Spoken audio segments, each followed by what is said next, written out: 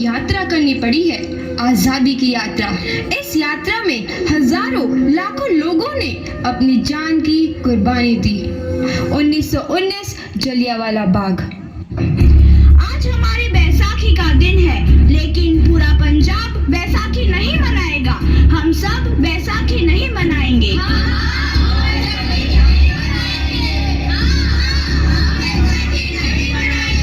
जब तक हम अंग्रेजों को भारत से बाहर नहीं निकाल देते, पूरा पंजाब बैसाखी नहीं मनाएगा। अच्छा, तो तुम सब हमारा विरोध करता है। भाग जाओ यहाँ से, इसका अंजाम बहुत ही बुरा होगा। हम नहीं जाएंगे, तुम लोग जाओगे। हमें नहीं, तुमको भारत से भागना होगा। Soldiers fire!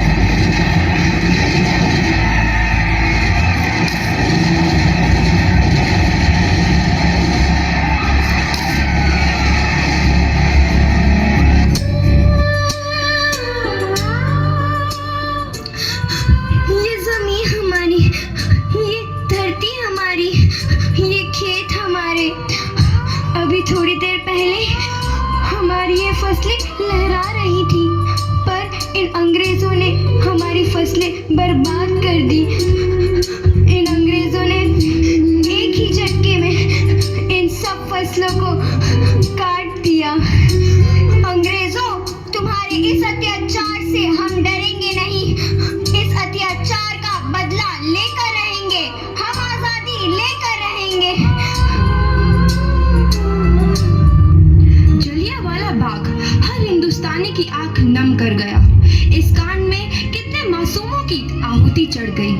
इतनी हैवानियत से इंसानियत कत्ल कर दी गई। जलियांवाला बाग के हत्याकांड ने आजादी की आग में घी देने का काम किया। मासूम औरतों, बच्चों की दर्द भरी चीखें और सिसकियां इनकलाब का गूंज बनकर उभरी।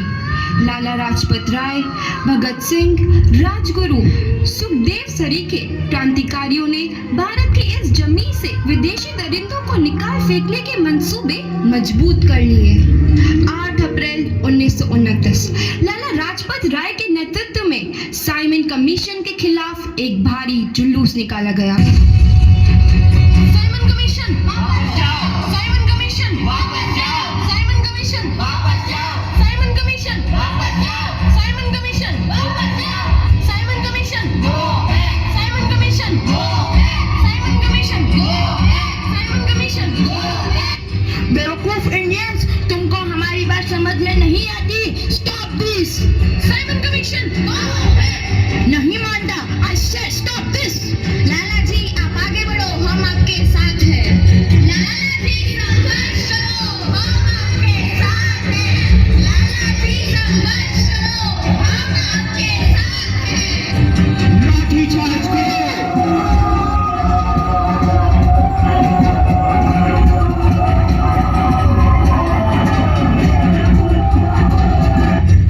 अरे लाला जी को तो बहुत गहरी चोट लगी है, उनका सर फट गया है। मेरे शरीर में लगी एक एक लाठी अंग्रेजी सरकार के कफन में कील का काम करेगी। ये आजादी की लड़ाई रुकनी नहीं चाहिए। ये जिम्मेदारी मैं तुम सबको सौंप कर जा रहा हूँ। लाला लाजपत राय की दर्दनाक मौत के बाद भगत सिंह, सुखदेव, राजगुरु वतन के इन मतवालों के खून में ऐसा उबाल आया जिसका सामना करना अंग्रेजी सरकार के लिए मुश्किल हो गया। अंग्रेजों को करारा जवाब देने के लिए स्कॉट और सैंडर्स को मारने की रूपरेखा रची गई।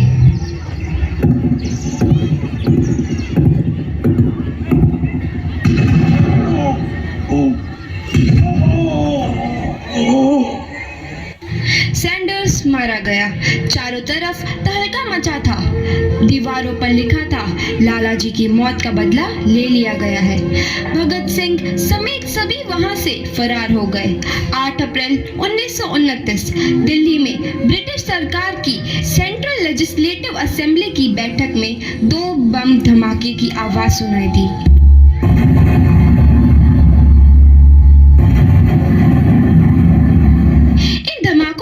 अंग्रेजी हुकूमत को हिलाकर रख दिया। इस घटना को अंजाम देने वाले भगत सिंह, राजगुरु और सुखदेव ने अपने आप को अंग्रेजों के हवाले कर दिया। 1930 को अदालत ने अपना फैसला सुनाया। मुलजिम भगत सिंह, मुलजिम राजगुरु, मुलजिम सुखदेव को दफ़ा 121 और दफ़ा 302 के तहत ये अदालत तीनों को मुजरिम करार देती है और इस गुस्ताखी के लिए ये अदालत इन तीनों को सजाए मौत की सजा सुनाती है। सरफरोशी की तमन्ना अब हमारे दिल में है, देखना है जोर कितना बाजुए कातिल में है।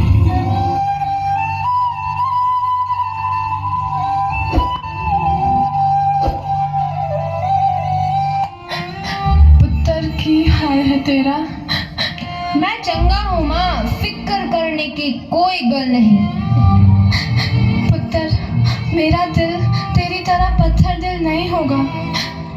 तेरी ये गला सुन के मेरा कलेजा फटे जा रहा है। माँ, मेरा दिल कोई पत्थर जैसा नहीं है, एक वतन परस्त का दिल है जो मेरे देश प्रेम के जज्बे को ताकत देता है। बेटा, मेरा लाल। माँ, आज मेरी तपस्या पूरी होने जा रही है। जे तू रोई तो मैंने तकलीफ होई। सोच, तेरा पुत्र आज शादी करने वास्ते जा रहा है।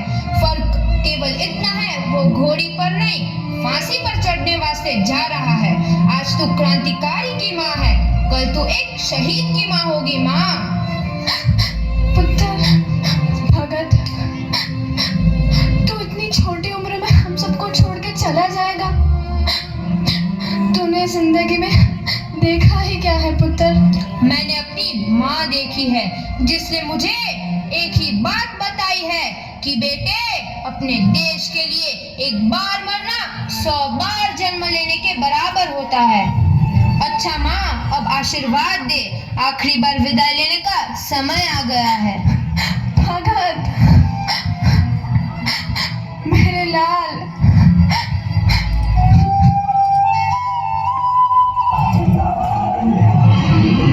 भगत सिंह, तुम्हारी कोई आखिरी ख्वाहिश? हमारे हाथ खोल दिए जाए। हम तीनों दोस्त एक दूसरे से गले मिलना चाहते हैं। उनके हाथ खोल दिए जाए।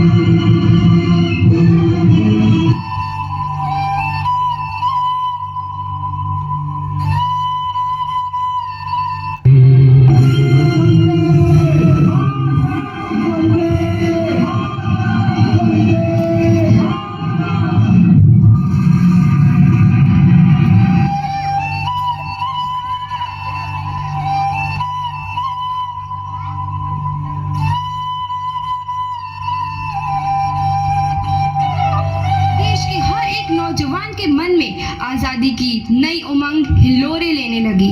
अंग्रेजों भारत छोड़ो का नारा जोर पकड़ रहा था। सबने एक आजाद भारत का सपना देखना आरंभ कर दिया था। हर कोई अपने अपने ढंग से इस महायज्ञ में अपनी आहुति दे रहा था। सुभाष चंद्र बोस, रानी लक्ष्मीबाई, तात्या टोपे और मंगल पांडे जैसे शहीदों की कुर्बानी रंग लाई। 15 अगस्त 1947 को भारत आजाद हुआ।